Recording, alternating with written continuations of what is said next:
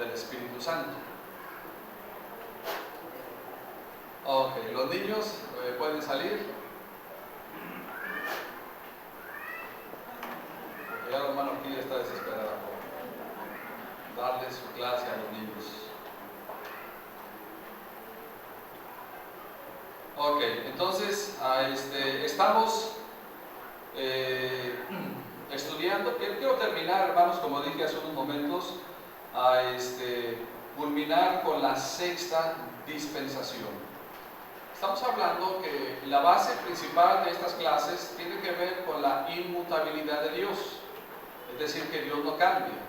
Dios no tiene que cambiar porque cambien las modas, Dios no tiene que cambiar porque los tiempos cambien, sino que Él sigue siendo el mismo y siempre ha establecido, en las diferentes edades, ha establecido una responsabilidad al hombre. El hombre ha fracasado en el cumplimiento de su responsabilidad y como consecuencia Dios mandó un juicio. En cada una de las dispensaciones el hombre ha tenido responsabilidad, el hombre ha fracasado y Dios ha mandado juicio. Y Dios no tiene por qué cambiar en estos últimos tiempos, puesto que así está establecido por la misma palabra de Dios. Así es que en la mañana vimos, prácticamente nos quedamos en el tiempo del rapto, donde los santos vivos serán resucitados y arrebatados en las nubes. Acuérdense que la primera etapa, que es el arrebatamiento de Jesucristo, de los creyentes, Jesucristo no toca tierra, sino que ¿dónde llega, hermanos? En las nubes. Y ahí es donde uno recibe al Señor, dice la Biblia, y así estaremos siempre con el Señor. Queremos ver, hermanos, eventos, los vimos de una manera, efectivamente sí vimos algunas cosas, pero quiero reiterar lo siguiente. Después del arrebatamiento, hermanos, hay algunas situaciones que suceden aquí en la tierra, y hay dos eventos que suceden, hermanos, en el cielo. Hay dos eventos que suceden en el cielo mientras está sobre la tierra los 7 años de tribulación, como los estudiosos de la palabra lo llaman, los primeros 3 años y medio de tribulación, donde hay una tribulación de alguna manera relajada, pero después de esos 3 años y medio viene el tiempo peligroso, es cuando se desatan las copas, los sellos, todo lo que tiene que ver con juicios sobre la tierra y sobre la misma humanidad. Ok, entonces, mientras está sucediendo el evento de la tribulación aquí sobre la tierra, en el cielo hay dos eventos, hermanos. El primero de ellos es el tribunal de Cristo. ¿Qué es entonces el tribunal de Cristo? O algunos lo llaman también el bimá de Cristo. Vamos a ir, hermanos, a 1 Corintios capítulo 3. 1 Corintios, en el capítulo número 3, versículos 12 en adelante. 1 Corintios capítulo 3, versículos 12 en adelante. Y si sobre este fundamento alguno edificare oro, plata, piedras preciosas, madera, heno, hojarasca, la obra de cada uno será manifiesta, porque el día lo declarará, pues por el fuego será revelada, y la obra de cada uno, cual sea el fuego, la probará. El 14. Dice el 14, hermanos, de la siguiente manera: y si permaneciere la obra de alguno que sobreedificó, recibirá, ¿qué cosa? Recompensa. Si permanece la obra de alguien que sobreedificó, entonces recibirá recompensa. Si la obra de alguno se quemare, él sufrirá pérdida, si bien él mismo será salvo, aunque así como por fuego. Y eso significa lo siguiente, hermanos, que la obra de cada creyente, según Efesios capítulo 2 y el versículo 10, cuando la Biblia dice que las obras Dios las ha preparado de antemano para que anduviésemos en ellas. De tal manera que el creyente, nosotros como creyentes, vamos a empezar a edificar, a sobreedificar sobre estos materiales. Primeramente vienen los materiales que no son corruptibles o que no perecen con el fuego, que es el oro, la plata y las piedras preciosas. Después viene lo que es consumible inmediatamente por el fuego, que es que es la madera, el heno y la hojarasca. De tal manera que nuestro hacer o nuestro qué hacer durante el tiempo que tenemos vida, todo de alguna o de otra manera será probado ante la misma presencia del Señor Jesucristo, puesto que su ojo todo lo escudriña y sabe absolutamente todo lo que hay tanto en la mente y en el corazón.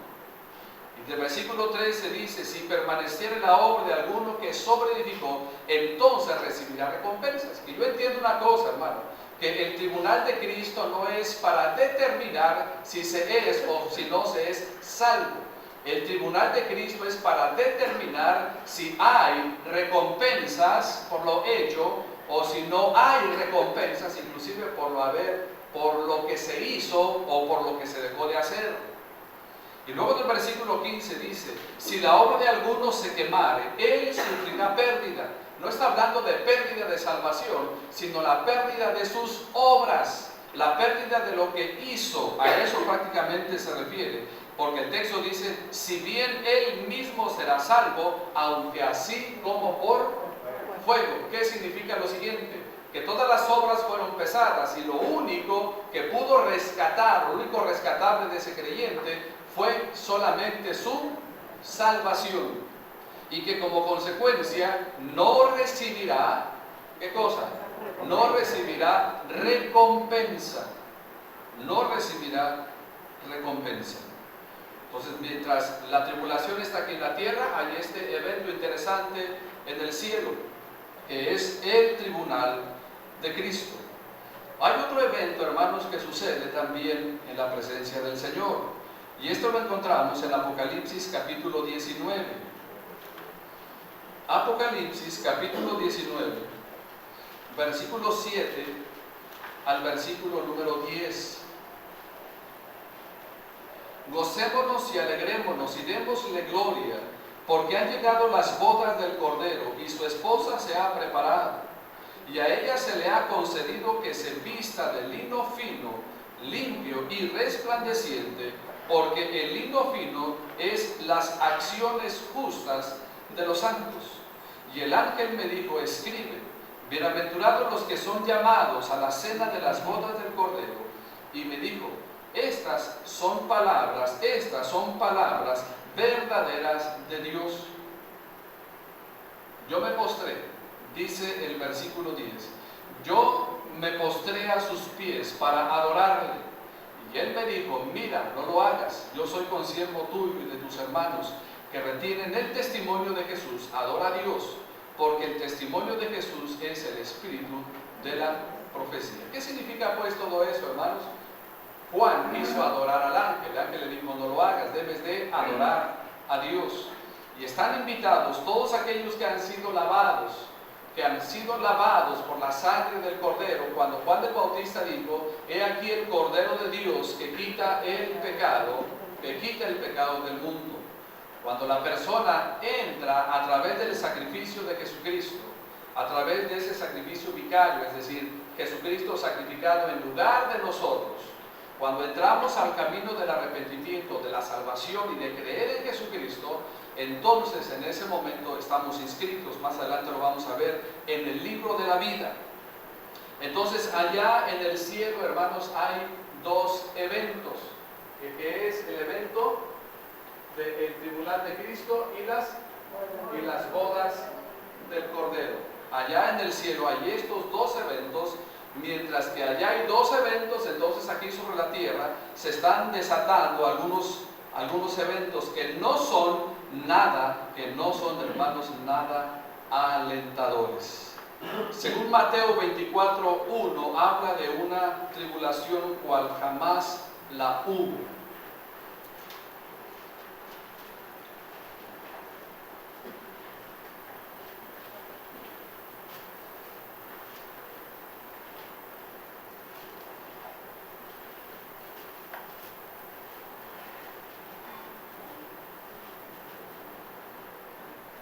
Esta grande tribulación, hermanos, prácticamente está desatada porque no hay alguien que detenga la maldad en su máxima expresión. Y Jesucristo ya prácticamente el Espíritu Santo ya ha sido quitado de esta tierra. Como consecuencia, ya no hay freno para la maldad. Como consecuencia, ya no hay freno para tanta injusticia, más todavía cometida en ese tiempo. De tal manera, hermanos, que se desatan grandes consecuencias, se desatan juicios terribles como las copas, los sellos y las trompetas. Sobre esta tierra, hermanos, se desata grande tribulación. Daniel capítulo 12 y el versículo número 1. Búsquenme esta porción, sí, por favor. Daniel capítulo 12 y el versículo número 1. ¿Quién lo tiene? En aquel tiempo se levantará Miguel, el gran príncipe que está de parte de los hijos de tu pueblo, y será tiempo de angustia, cual nunca fue desde que hubo gente hasta entonces. Pero en aquel tiempo será libertado tu pueblo, todos los que se hallen inscritos en el libro. Los días terribles, dice el escritor, que no habrá otro tiempo igual y que no ha habido otro tiempo semejante, puesto que las cosas serán completamente terribles. Sería cuestión de ir desmenuzando cada uno de estos eventos y ver en qué consisten las copas, los sellos, las trompetas y todo este grande cataclismo, hermanos, universal que vendrá sobre la tierra después del arrebatamiento de los cristianos. Vamos a ver el siguiente evento, hermanos, que es la segunda venida de Jesucristo. Quiero decirle que una cosa es el arrebatamiento y otra cosa es la segunda venida de Cristo. Son dos cosas diferentes. El arrebatamiento es, como dice la Escritura, es como ladrón en la noche, o como el relámpago que sale del oriente al occidente, o como en un abrir y cerrar de ojos. Ese es el arrebatamiento. La segunda venida, hermanos, de Jesucristo es algo completamente diferente. Primeramente, Cristo viene por los suyos y en su segunda venida Él viene con los suyos. Vamos a Apocalipsis, hermanos, capítulo 19, por favor. Apocalipsis, capítulo 19.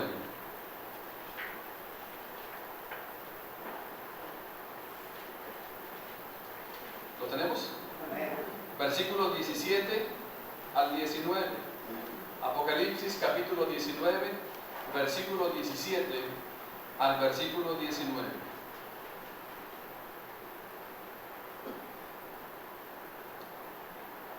Y vi un ángel que estaba en pie. Y vi un ángel que estaba en pie en el sol y clamó a gran voz diciendo: a todas las aves que vuelan en medio del cielo, venid y congregaos a la gran cena de Dios. ¿De dónde Dios, de dónde el Señor Jesucristo invita a todas las aves? Versículo 11. Entonces vi el cielo abierto y he aquí un caballo blanco, y el que lo montaba se llamaba, ¿cómo, hermanos? Aparece otro jinete del caballo blanco, hermanos, en los primeros capítulos. Este es el anticristo. En los primeros capítulos de Apocalipsis es el anticristo, puesto que no tiene nombre, puesto que solamente tiene un arco y no tiene flecha. No sé si lo ha leído, pero este tiene nombre. Dice el texto, su nombre es fiel y verdadero, y con justicia, ¿qué hace, hermanos? Y con justicia juzga y pelea. Eso significa que el Señor Jesucristo sigue siendo el mismo. Es lo que estamos aprendiendo, ¿no? Que Dios es ¿qué cosa? Es inmutable, que Él no cambia, siempre es el mismo. Dice el versículo 12, sus ojos eran como llama de fuego y había en su cabeza muchas diademas, y tenía un nombre escrito que ninguno conocía sino Él mismo. Estaba vestido de una ropa teñida en sangre, y su nombre es el Verbo de Dios. Y los ejércitos celestiales, note el versículo 14, y los ejércitos celestiales vestidos de lino finísimo, blanco y limpio, le seguían en caballos blancos. Yo pregunto una cosa, ¿quiénes son estos de los ejércitos celestiales? Juntamente con los creyentes, juntamente con los hijos de Dios que han sido comprados, que han sido lavados en la sangre del Cordero. Como consecuencia, sus vestidos ya son unos vestidos completamente diferentes. Si usted quiere tener más o menos una referencia a cómo serán los vestidos, tiene que ver Mateo capítulo 17 para ver el monte de la transfiguración. Y los ejércitos celestiales, vestidos de lino finísimo, blanco y limpio, le seguían en caballos blancos.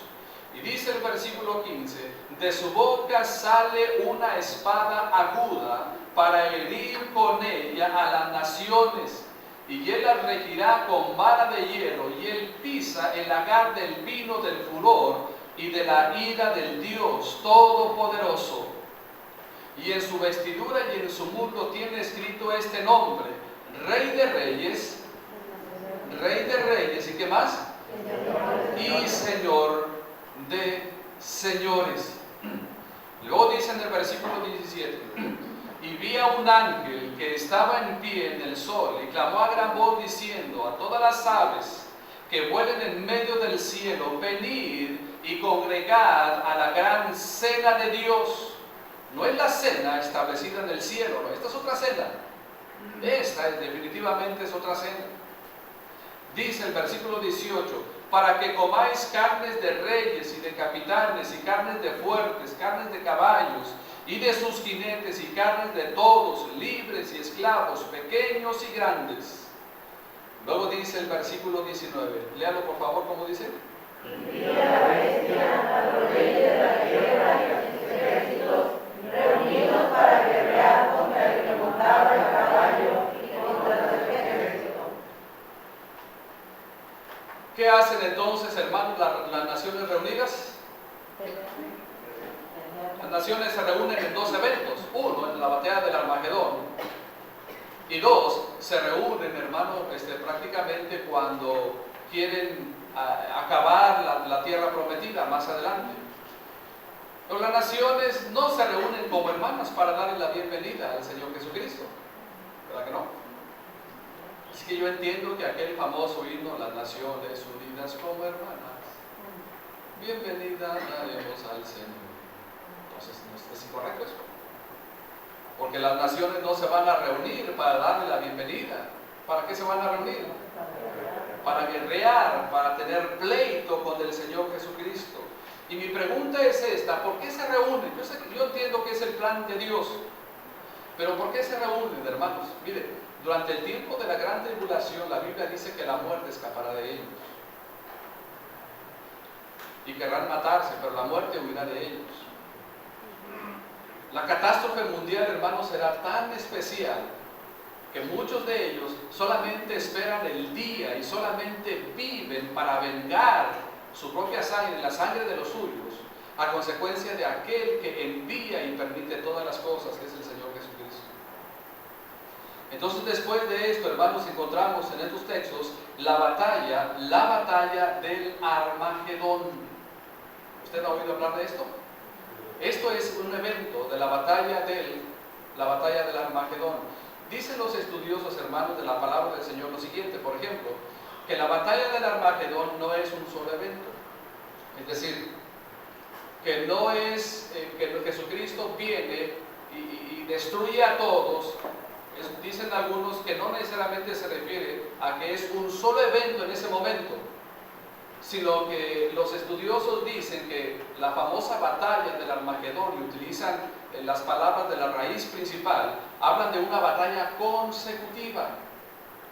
Es decir, que inclusive durante el tiempo de la tribulación, el hombre querrá guerrear en contra del mismo Señor Jesucristo. Y que la batalla del Armagedón, hermanos, es la culminación del fin de esa batalla, que es cuando Jesucristo viene con los millares y millares del cielo y entonces guerrea contra estas naciones.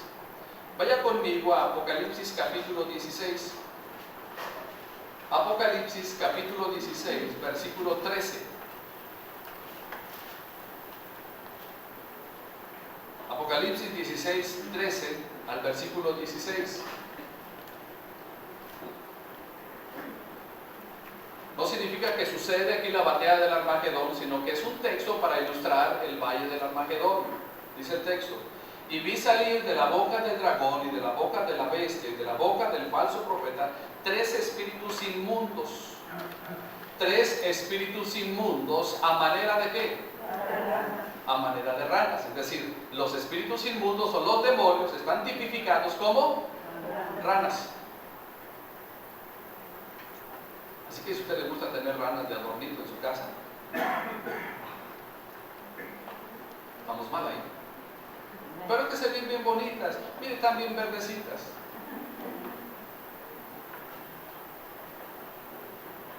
Estos dice: y vi salir de la boca del dragón, de la bestia y del falso profeta 3 espíritus inmundos, es decir, uno de cada uno de su boca, a manera de ranas.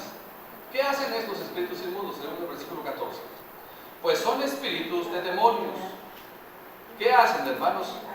Que hacen señales y van a los reyes de la tierra en todo el mundo. En tiempo actual serían entonces los presidentes, para reunirlos a la batalla de aquel gran día del Dios Todopoderoso.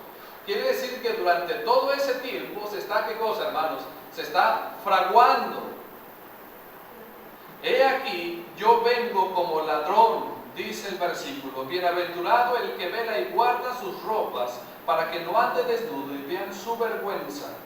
Luego dice el versículo 16: y los reunió en el lugar que en hebreo se llama, ¿cómo, hermanos? Armagedón, o la montaña, o el monte de Megido. Ahí se reúnen Armagedón, montaña o monte de Megido. En el Antiguo Testamento, hermanos, en el Antiguo Testamento, el monte de Megido o el Armagedón, la batalla el lugar de donde va a ser la batalla del Armagedón, en el Antiguo Testamento fue escenario de combates importantes. Solamente por mencionarle algunos, por ejemplo, Débora y Barak vencieron a los cananeos en ese monte de Megido. Y esto lo encontramos en Jueces capítulo 4 y capítulo 5. En este mismo monte, hermanos, Gedeón triunfó sobre los madianitas. En el libro de los Jueces, en el capítulo 7, no vamos a buscar toda esta porción. En ese mismo monte, hermanos, fue donde fue muerto Saúl en la batalla contra los filisteos. Así que ese monte, hermanos, es un monte simbólico por cruentas batallas, por un lugar donde era prácticamente escogido, cerca, hermanos, cerca, inclusive, hermanos, es un territorio que está en el mismo territorio de Israel, cerca, a unos escasos kilómetros. Los comentaristas hablan que está más o menos entre 20 y 25 kilómetros cerca de Jerusalén. Y algunos comentaristas hablan que la batalla del Armagedón no es meramente ese lugar, sino que ese lugar, hermanos, abarcaba gran cantidad de tierra.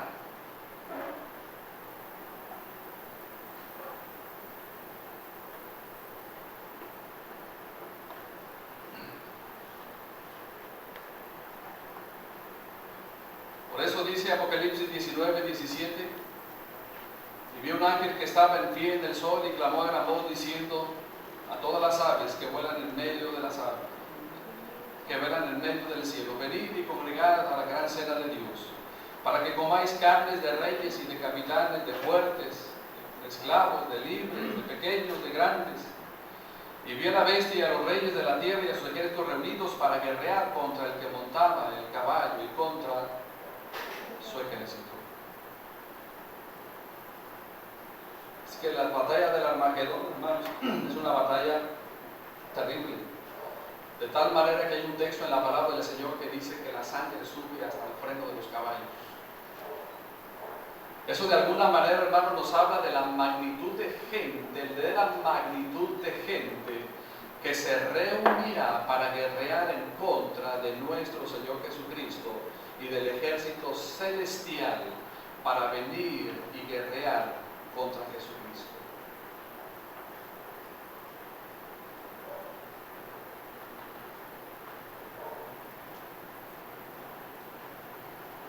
la batalla de la venida de Jesucristo con gran gloria, cuando tenemos la batalla del Armagedón.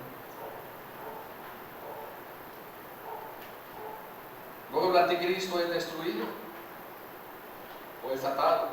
Apocalipsis 19:20. Apocalipsis 19:20. ¿Lo tenemos? Y la bestia fue apresada, y con ella el falso profeta que había hecho delante de ella las señales con las cuales había engañado a los que recibieron la marca de la bestia y habían adorado su imagen. Estos dos fueron lanzados vivos dentro de un lago de fuego que arde con azufre.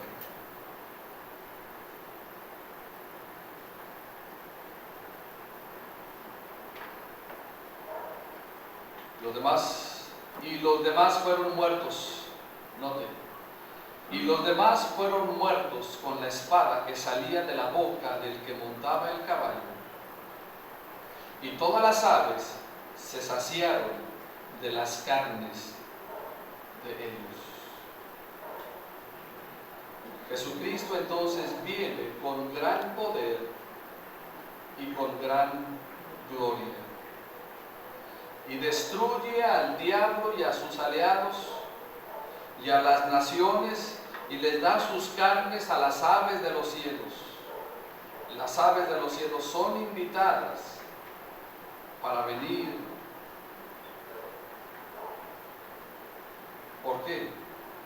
Porque la venida de Cristo es una venida con poder y es una venida con gloria. Mateo 24:30. Mateo capítulo 24 y el versículo número 30.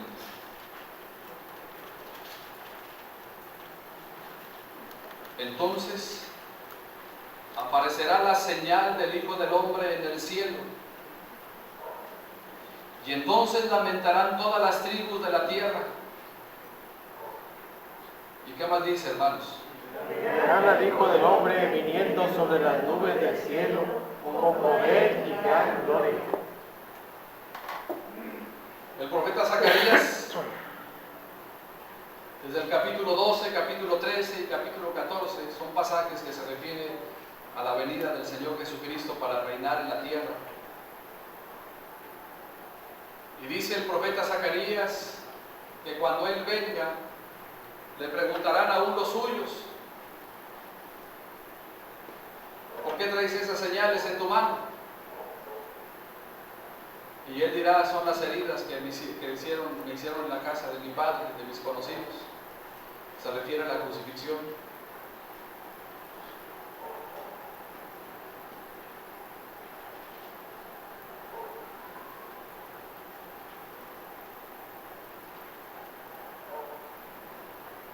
Zacarías capítulo 14. Vaya conmigo a Zacarías capítulo 14. Zacarías capítulo 14.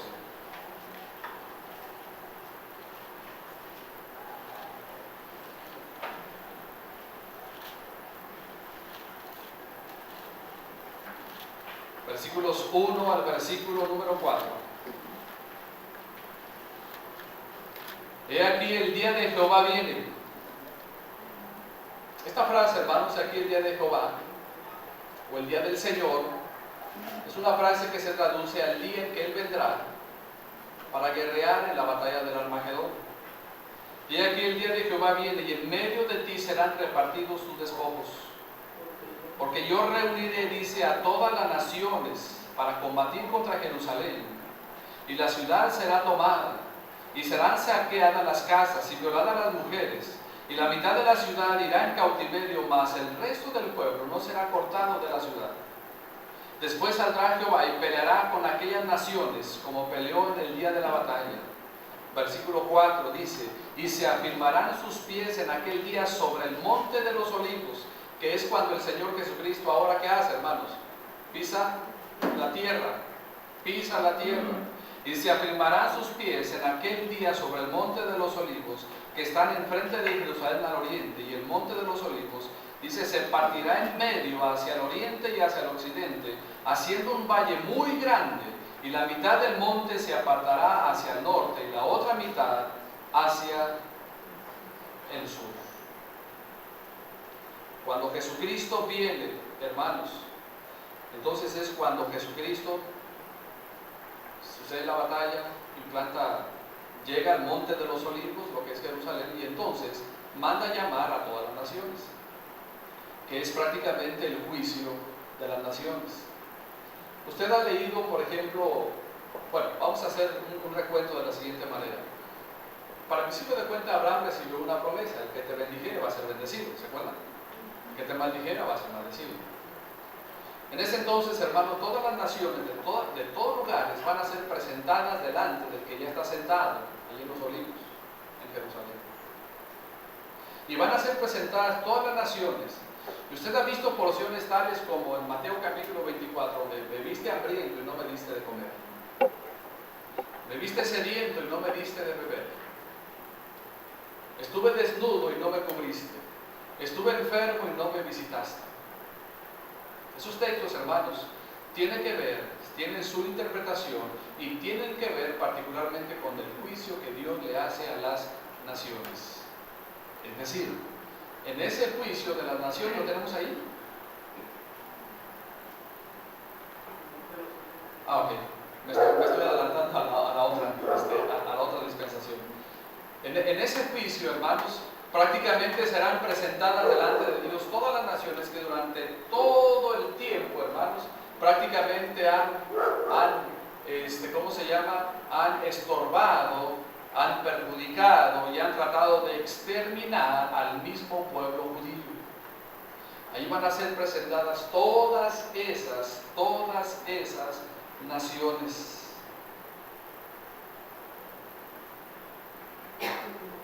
Cuando Él viene, en Apocalipsis capítulo 20,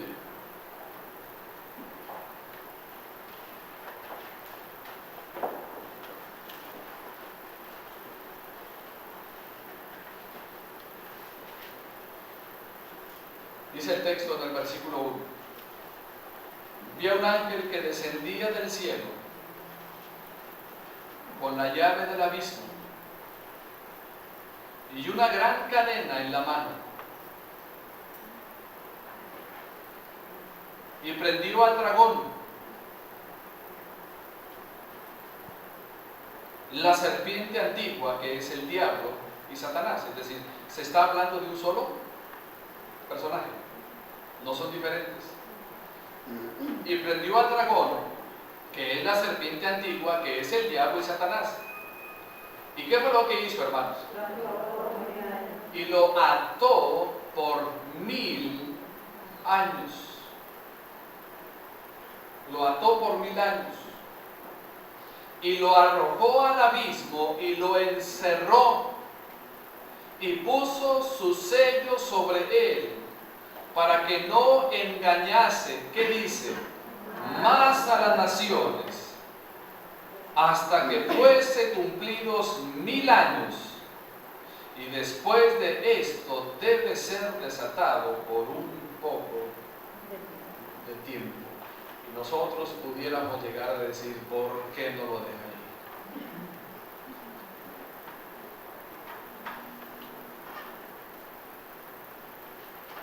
Si ya lo tiene ahí atado por 1000 años, ¿por qué no lo deja ahí? La pregunta es, ¿por qué lo ata por 1000 años? ¿Sabe usted por qué lo ata por 1000 años? ¿Cuál es el ministerio principal del diablo según esos versículos? Engañar. Engañar, engañar y engañar. ¿Por qué es necesario entonces que el diablo esté en el abismo atado por 1000 años? Porque el plan del Señor Jesucristo es que Él reine literalmente sobre esta tierra 1000 años. Por eso el diablo es atado. Su ministerio de maldad van a estar atados por 1000 años. Su ministerio de engaño va a estar atado por 1000 años.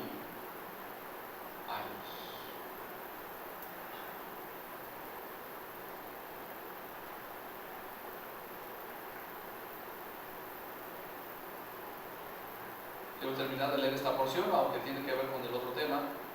Dice el versículo 4: y vi tronos, y se sentaron sobre ellos los que recibieron facultad de juzgar, y vi las almas de los decapitados por causa del testimonio de Jesús y por la palabra de Dios, los que no habían adorado a la bestia ni a su imagen. ¿Qué muertos se refiere, hermanos? A los muertos en el tiempo de la tribulación.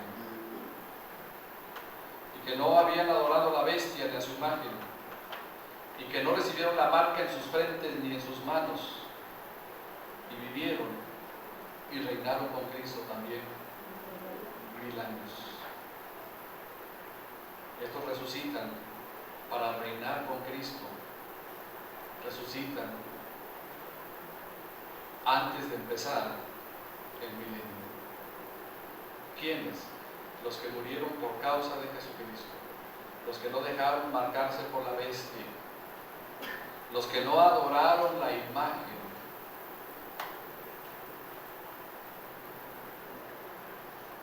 Dice el versículo 5: pero los otros muertos no volvieron a vivir. ¿Cuáles otros muertos? Los otros muertos, hermanos, se refiere a toda la gente que ha muerto sin el temor de Dios en sus vidas, sin conocer al Jehová verdadero del Antiguo Testamento, sin conocer a Jesucristo como su Salvador. Pero los otros muertos no volvieron a vivir hasta que se cumplieron 1000 años. Esta es la primera resurrección. Bienaventurado y santo el que tiene parte en la primera resurrección. La segunda muerte no tiene potestad sobre estos, sino que serán sacerdotes de Dios y de Cristo, y reinarán con él 1000 años.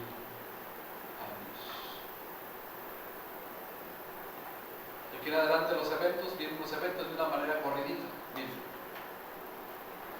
cuando los 1000 años se cumplan, porque se cumplirán los 1000 años, Satanás será suelto de su prisión. ¿Y qué es lo primero que va a hacer en el versículo 8? ¿Se dan cuenta? Por eso está atado, porque su ministerio es engañar. Tendríamos que tener una clase especial para hablar acerca del reino milenial. Que la gente quiera o no quiera, se someterá al reino y al señorío de Cristo. Y tal vez usted preguntará: bueno, pastor, ¿a qué gente va a reinar si han muerto todos? No, hermano, no todos mueren en la gran tribulación. La gente se sigue procreando, la gente se sigue multiplicando, se sigue multiplicando. Los juicios siempre hablan de 2/3 partes, de 3/3 partes. Pero se sujetarán a ese dominio. Cuando los 1000 años se cumplan, Satanás será suelto de su prisión y saldrá a engañar a las naciones que están en los 4 ángulos de la tierra, Gog y Magog, en la parte norte de Israel, a fin de reunirlos para la batalla, el número de los cuales es como la arena del mar. Y subieron sobre la anchura de la tierra y rodearon el campamento de los santos y la ciudad amada, y de Dios descendió un fuego del cielo y los consumió. ¿Por qué se unen otra vez, hermanos? ¿Contra quién van ahora? Contra Jesucristo. ¿Hacia qué ciudad van? Van hacia Jerusalén, donde literalmente el Señor Jesucristo está sentado literalmente en el trono. Esa es el reino milenial, hermanos, es el cumplimiento de la promesa para David, porque Jesucristo es descendiente de David y Jesucristo se sienta en el trono de David, su padre.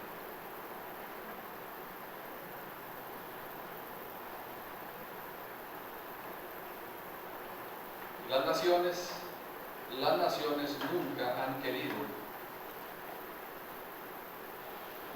israelí. ¿Usted sabe esto, no? Las naciones nunca han querido un Estado israelí. Tienen sus argumentos. Vinieron y usurparon nuestras tierras. Pero Dios le dijo a Israel, esta es tu tierra.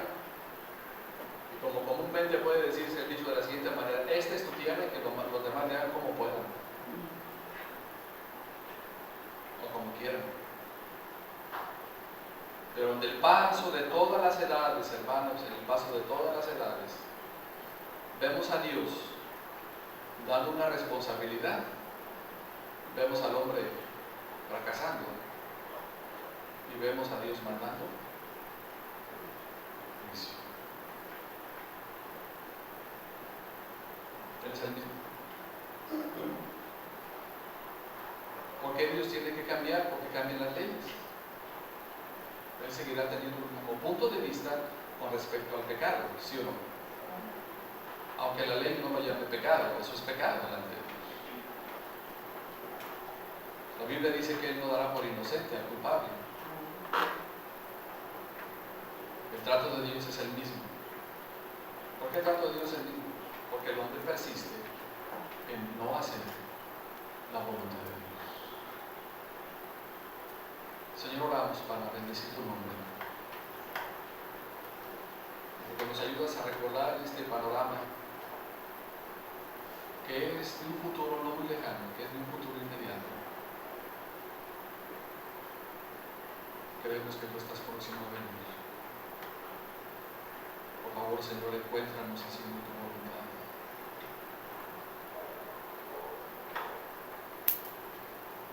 Te suplicamos que nos des el poder para hacerlo. En medio de un mundo de maldad, de corrupción y de tinieblas, ayúdanos a mantener nuestra integridad, así como Pablo hizo, de lo que somos, y de lo que un día seremos en la eternidad contigo.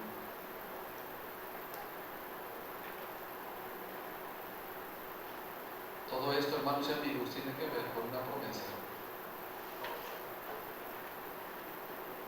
A través de la palabra del Señor vemos que Dios hace promesas y Él las cumple.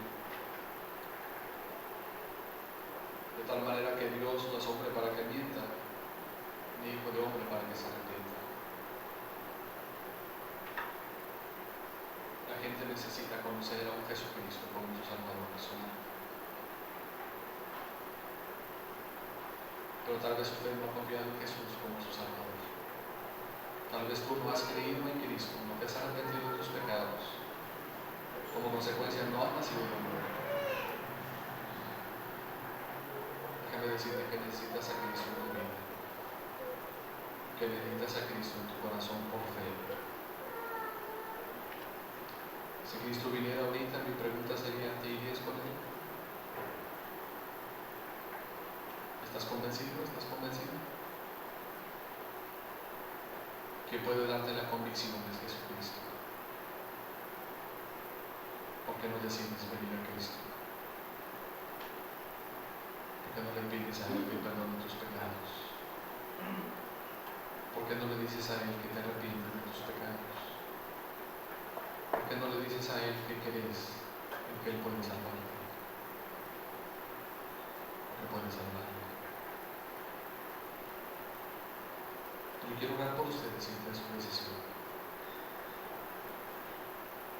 Y quiero invitarle a levantar su mano. Levantar su mano no le salva. Pero levantar su mano me indica a mí que usted tiene interés. ¿Cómo puede ser salvo? A través de Jesucristo. Habrá que levante su mano diciendo, pastor, ore por mí. Yo quiero esa salvación a través de Jesucristo.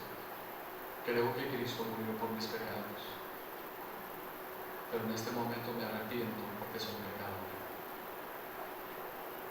Para que cuando Cristo venga, yo quiero estar con Él. Yo quiero que Él venga por mí el día que Él venga. Quiero orar por usted. ¿Habrá alguien que levanta su mano con esta decisión? Solamente levántela y bájela. No tiene que decir nada. Solamente levántela y bájela. Yo quiero ver su mano en esta tarde. ¿Quieres tú abrir tu corazón a Cristo? ¿Alguien quiere? qué quieres? ¿Tomar a Cristo? ¿Ustedes ya tomaron a Cristo como Salvador personal? Si ya lo han hecho, no tiene que hacerlo otra vez. Pero tal vez alguien que no ha confiado en Jesucristo como su Salvador y quiera hacerlo en esta tarde, levante su mano. El Señor te bendiga y bendiga.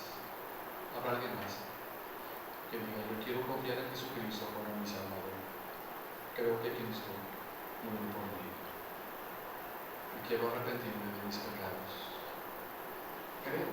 Creo, pero no me he decidido a manifestar mi fe públicamente. ¿Habrá alguien más? Antes de tener este tiempo de oración. ¿Nadie más? Muy bien, mientras los hermanos dan por otros inclinados o con ojos cerrados, voy a pedirle al joven que levantó su mano. Ven aquí al frente, por favor. Solamente quiero saludarte. Quiero saludarte, no tienes que decirme nada. Solo quiero saludarte. Manuel.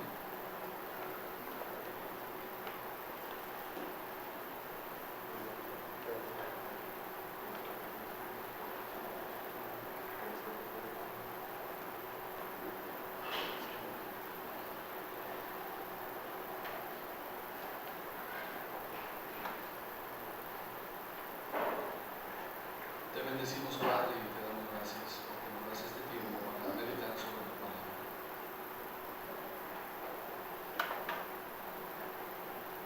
Queremos compartir un mensaje que no necesariamente, Señor, provoque temor, sino que es un mensaje real.